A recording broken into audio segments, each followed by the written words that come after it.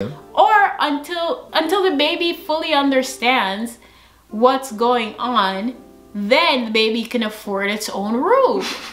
And pay its own rent. And pay its own rent, right? So I think that up until like 2 to 3 years old, the baby can sleep where we have the space until we can afford a space for the baby. Hey guys, welcome back to our channel. My dude over here is worried about his head getting cut off, but this thing is massive, so it will get cut off anyways. I don't know why you're talking about my head. But yeah guys, by the title of the video, you know what we're gonna talk about. We just like lost. We dropped that cash, bro. Yeah, like, we splashed that cash. We've never splashed so much cash before in one day, actually. Yeah. But before we get into the rest of the video, make sure you guys hit that subscribe button. As I said before, we're trying to get to that 100K mark so we can get that YouTube plaque. You don't know. But yeah, help us get to 100K. Subscribe. Turn on your notification bell. I don't know why my dude is sitting over here in the corner. If you call me your dude one more time, we're gonna have problems, alright? You're my guy. That's your dad, not me. No. Anyways, guys, yeah, so let's get into the video and we'll tell you guys what we just spent $30,000 on. Before we get into the video though, I do have a question. Well, we're gonna give you guys a poll of 4 different answers, what we could have possibly spent this money on. Yeah. Number 1, an engagement ring.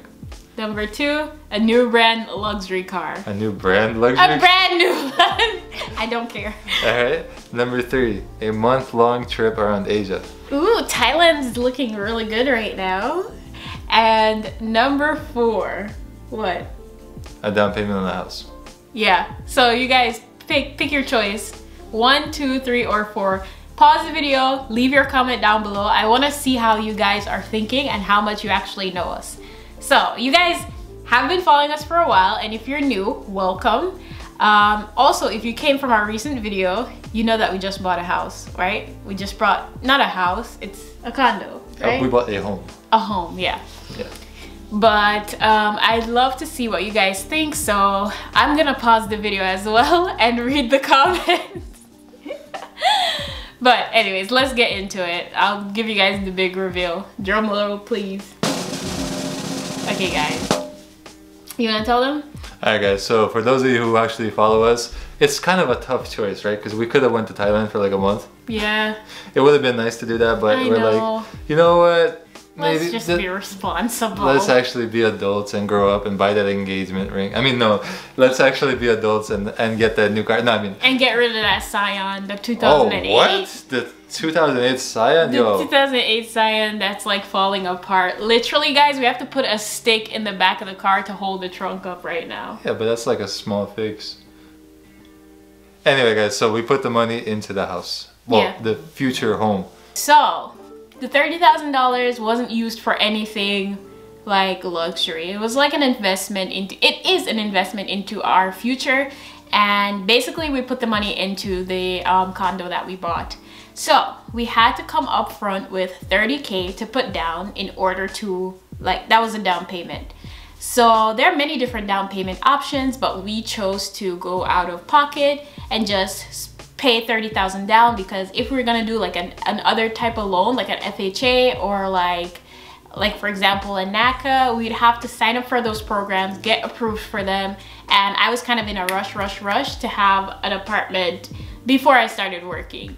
So that's what we ended up doing. So it was kind of hard to let go of $30,000 just like that. Like, that's me and Sim, this is like hard earned, like part of our life savings. But we thought about it kind of as like a cash loss because we were losing cash, right? But we had to transfer it into a different form of asset, yeah, which was our property, because the $30,000 is going towards our principal, exactly, which is great because it's interest free, right? So we don't have to worry about paying interest on that $30,000. Exactly. So that's why when you do a down payment, it's so good to put so much upfront, because you're putting all of that money to the principal of what your property is worth. So look at you with all that investing language. Okay. I know, right? Yeah. Can you believe it's your wife? Right. So anyway, guys, so what we're trying to say that is, like, there are different ways to buy homes. Some people that don't have a lot of cash, or not even a lot of cash, don't even have much cash to work with. Sometimes opt to go for different options for down payments, like a no down payment or like 3.5% or whatever it may be. But we chose to go with a slightly larger down payment than the like first time expected home buyer one, because we want to lower the initial principal and also lower month-to-month costs, right? Right. So if you put like literally no money down or a very small down payment, your monthly payments are going to be much higher than you want, and then your interest will in turn will also unfortunately be a bit higher than you want.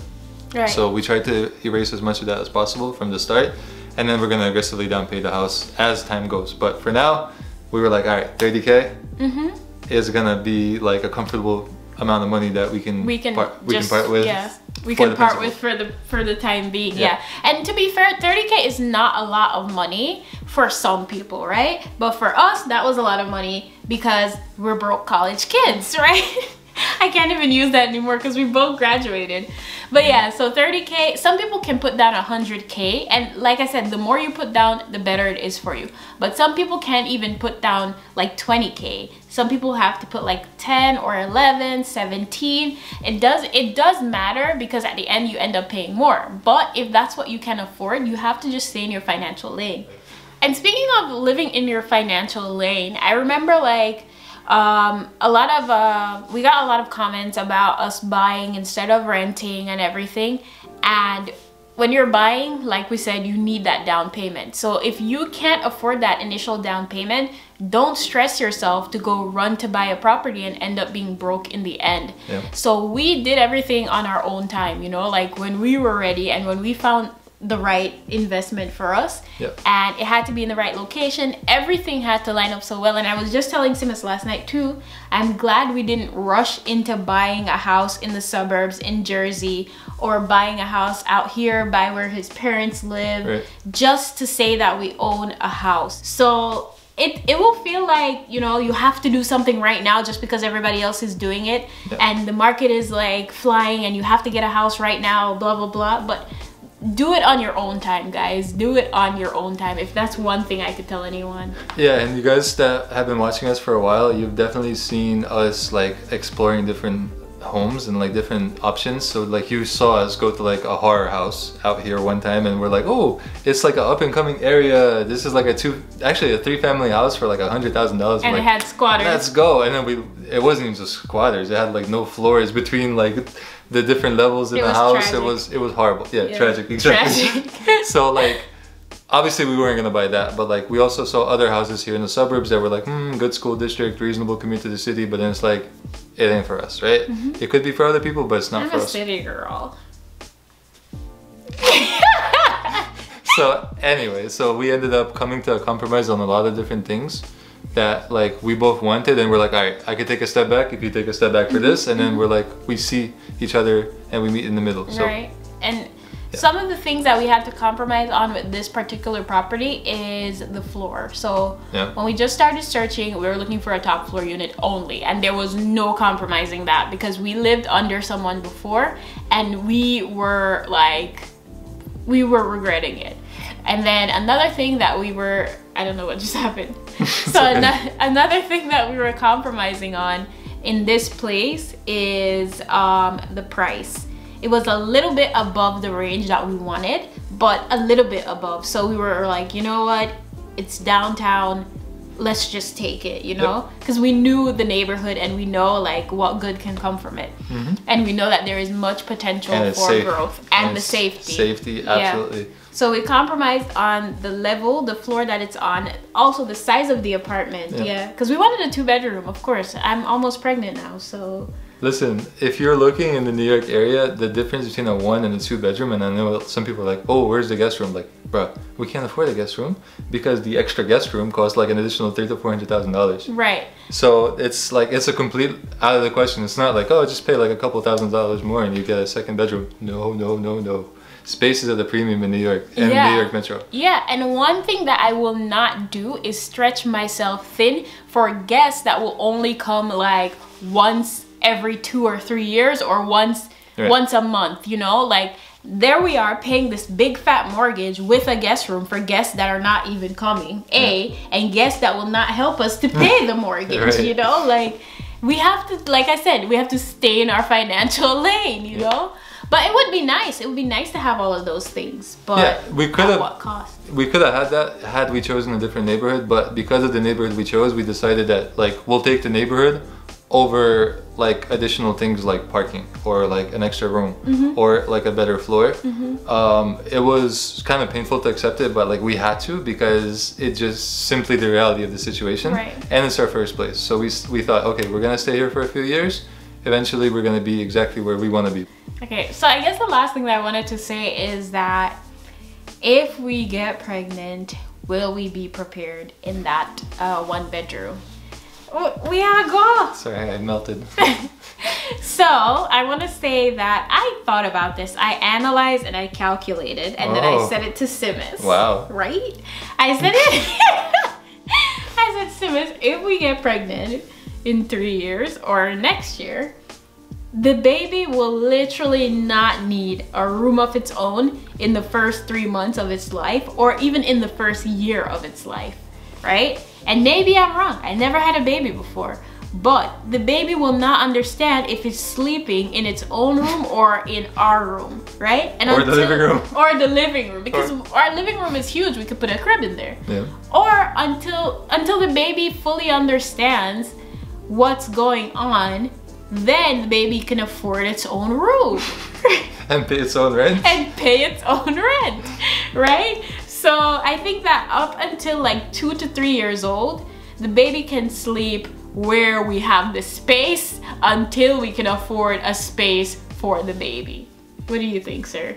I think it's fair to say that because the baby is gonna have to compromise too, because we did as well.